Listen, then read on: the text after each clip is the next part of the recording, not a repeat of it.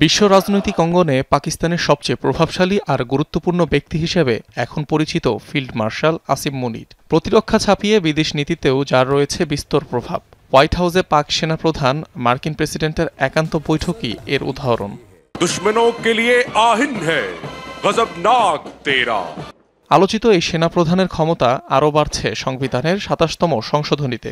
পাকিস্তানের ইতিহাসে সবচেয়ে বিতর্কিত সংশোধনীর তকমা পেয়েছে এটি, যেখানে নতুন সৃষ্ট পদ প্রতিরক্ষা প্রধানের দায়িত্ব পালন করবেন আসিম মুনির, যার অর্থ ৩ বাহিনীর সর্বোচ্চ পদে আসীন হবেন সেনাপ্রধান, আজীবন পাবেন দায় মুক্তি।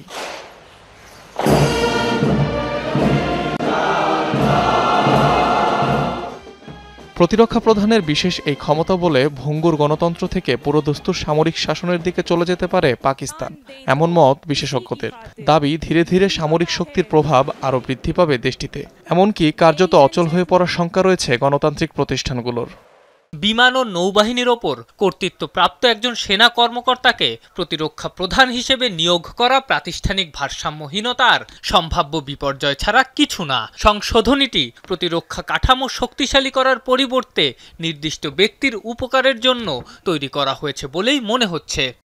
সংশোধনীর মাধ্যমে পাকিস্তানের রাজনীতিতে সেনাবাহিনীর প্রভাব সাংবিধানিক বৈধতা পাচ্ছে, যা দেশের অভ্যন্তরে সামরিক কর্তৃত্বকে আরও গভীর প্রাতিষ্ঠানিক রূপ দেবে। ফলে প্রতিটি ক্ষেত্রেই নাক গলাতে পারবে সেনাবাহিনী, এমন শঙ্কাও বিশেষজ্ঞদের।